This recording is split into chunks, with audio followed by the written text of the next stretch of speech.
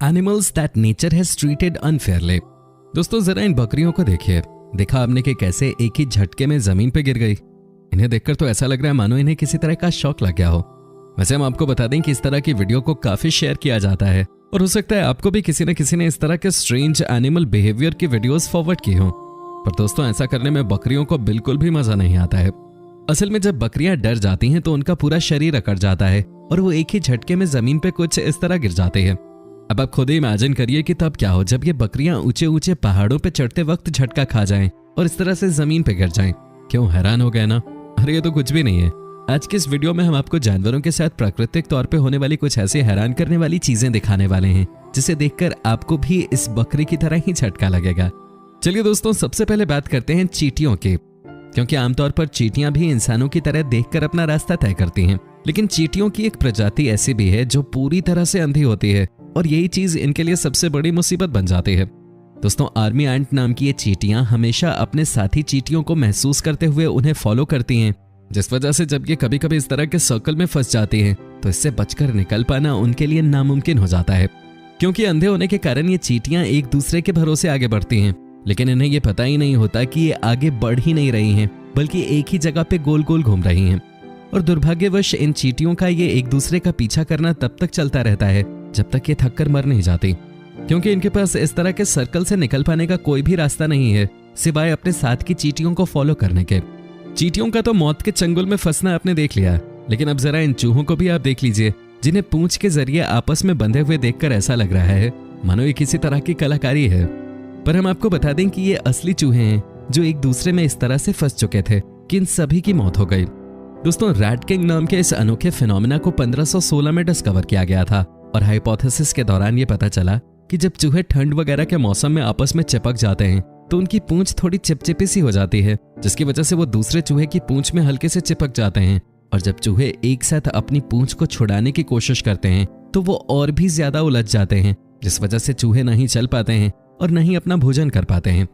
परिणाम स्वरूप आप देख सकते हैं कि इतने सारे चूहों की मौत इकट्ठा इस तरह फंसने से हो जाती है और चूहों का इस तरह मरना बिल्कुल भी अच्छा संकेत नहीं माना जाता है, क्योंकि जाहिर सी बात है जहां चूहे वहां बीमारी और मरे हुए इतने सारे चूहे मतलब बहुत ही ज्यादा बीमारियां। बाकी तो आप समझ ही सकते हैं। दोस्तों चूहों को तो भले ही इक्का दुक्का लोग पसंद भी कर लें, लेकिन जब बात स्पाइडर की आती है तो लोग वाकई में इस कीड़े के नाम से ही दूर भागते हैं।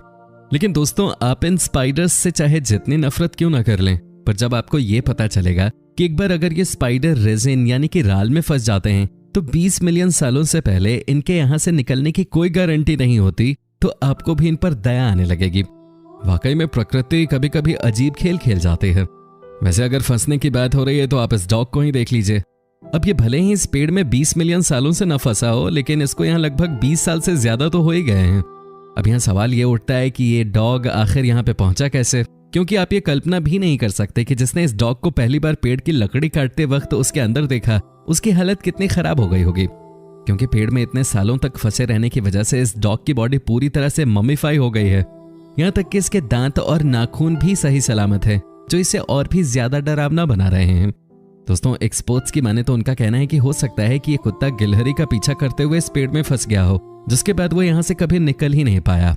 अब दोस्तों उस डॉग की बॉडी पेड़ के अंदर रहने की वजह से इस तरह की हो गई थी, वरना तो आमतौर पे जब भी कोई जीव मरता है तो उसकी बॉडी कीड़े मकोड़े से लेकर पशु पक्षी तक खा लेते हैं। और इस बात का सबसे बड़ा सबूत आप इस हिरण के रूप में देख सकते हैं, जिसे देखकर साफ साफ पता चल रहा है कि पत्थरों के बीच में फंसने की वजह से इसकी मौत हो गई। और इसके कंकाल को देखकर यह अंदाजा लगाया जा सकता है कि किस तरह अलग अलग जीवों ने इसकी बॉडी से अपना पेट भरा होगा।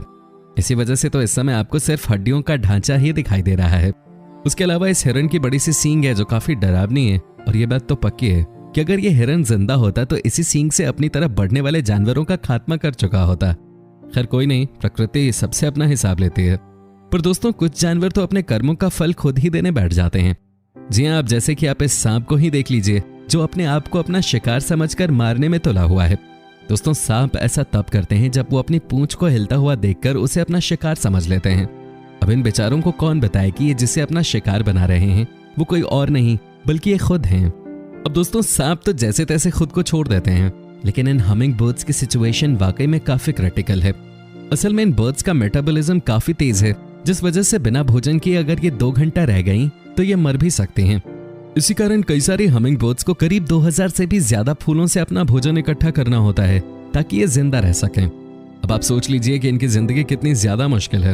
वैसे अगर हम मुश्किलों की बात कर रहे हैं तो इनके लिए पानी की एक छोटी बूंद भी किसी तूफान से कम नहीं होती, जिसका नमूना आप खुद ही देख लीजिए। तो देखा आपने कि कैसे हल्की सी बारिश की बूंदें इनके लिए आफत हो जाती हैं। दोस्तों, अगर आप हमिंग बर्ड्स की हालत को देखकर हैरान हो गए हैं तो जरा इस मूस को भी देख लीजिए, जो इस वक्त किसी ज़ॉम्बी से कम नहीं लग रहा है। हाँ, वो बात अलग है कि ये किसी को मारने के इरादे से इस तरह नहीं घूम रहा है, बल्कि इस समय इसके दिमाग में ब्रेन वर्म्स ने कब्जा जमा लिया है। ये ऐसे पैरासाइट होते हैं जो इन जानवरों के अंदर घुस जाते हैं और फिर डायरेक्ट इनके दिमाग में असर करना शुरू कर देते हैं, जिसकी वजह से काफी ज्यादा न्यूरोलॉजिकल डैमेज हो जाता है और ज़ॉम्बी की तरह इधर उधर घूमते घूमते इनकी मौत तक हो जाती है, जो कि काफी दर्दनाक होती है। दोस्तों, जानवरों के साथ होने वाली ये सभी चीजें एवोल्यूशन का हिस्सा है। अब जैसे कि आप हाथी को ही देख लीजिए, इनके जो ये लंबे चौड़े दांत हैं ये अभी के नहीं हैं, बल्कि हजारों लाखों साल पहले पृथ्वी पर रहने वाले हाथियों के वाइल्ड वर्जन यानी कि मैमथ के भी ऐसे ही बड़े बड़े दांत हुआ करते थे और ये इनकी सबसे खास बात मानी जाती है। ऐसे में हाथियों के दांत जितने खास होते हैं उतने ही ज्यादा कीमती भी, और इन कीमती दांतों की वजह से कई सारे लोग हाथियों का शिकार करने से भी पीछे नहीं हटते, क्योंकि 16वीं शताब्दी में अफ्रीकन हाथियों की संख्या 26 मिलियन के करीब थी और अब ये संख्या घट के 5 लाख से भी कम हो गई है। और आज से कई साल पहले तो लोगों को एहसास भी नहीं था कि जानवरों को मारना गलत है। तभी तो अमेरिका के 26वें राष्ट्रपति टेडी रूजवेल्ट ने सफारी के दौरान 512 अलग अलग जानवरों को मौत के घाट उतारा था, जिनमें से कई सारे अफ्रीकन हाथी भी थे। हालांकि इन जानवरों को मौज मस्ती के लिए नहीं मारा गया था, बल्कि इन्हें एग्जीबिशन में भेजा जाता था ताकि वैज्ञानिक इन पर रिसर्च कर सकें। लेकिन फिर भी सोचकर देखिए, 512 जानवरों को एक इंसान द्वारा मौत के घाट उतार देना कितनी बड़ी बात है। पर यह चीज अभी भी होती है, क्योंकि हाथियों के दांत इंटरनेशनल मार्केट में काफी महंगे बिकते हैं और इनसे कई सारी एक्सपेंसिव चीजें तैयार की जाती हैं। ऐसे में लोग लालच के चलते हाथियों की सबसे प्यारी चीज यानी कि उनके दांत ही उनसे छीन ले रहे हैं, और इसी वजह से दोबारा एवोल्यूशन हो रहा है। क्योंकि मादा हाथियों के दांत निकाल दिए जाते हैं तो उनके बच्चे भी अब बिना दांत के पैदा होने लगे हैं, और इसी चीज को तो एवोल्यूशन कहते हैं।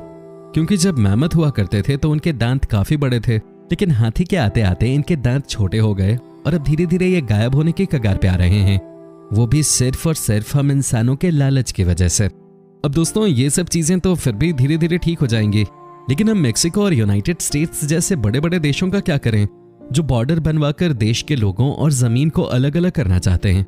लेकिन ये दोनों ही देशों की सरकार यहाँ पर रहने वाले जानवरों के बारे में सोच ही नहीं रही। जी हाँ दोस्तों, जिस जगह पर बॉर्डर लाइन खींचने की सोची जा रही है, वहां पर कई सारे अनोखे प्रकार के जानवर रहते हैं, जिन्हें बॉर्डर लाइन खींचने की वजह से काफी परेशानी झेलनी पड़ जाएगी। और सिर्फ जानवर ही क्यों, पेड़ पौधों को भी इस तरह की चीजों से काफी परेशानी होती है। लेकिन अब ये चीज भला इन समझदार लोगों को कौन समझाए, जिन्हें बंटवारे के अलावा कुछ और समझ ही नहीं आ रहा। तो दोस्तों, देखा आपने, कभी प्राकृतिक तौर पे तो कभी हम इंसानों की गलती से जानवरों को काफी कुछ झेलना पड़ता है। बाकी आपका वीडियो के बारे में क्या कहना है हमें कमेंट में जरूर बताइएगा, और हमारे साथ इसी तरह बने रहने के लिए चैनल को लाइक, शेयर और सब्सक्राइब करना बिल्कुल ना भूलें। धन्यवाद।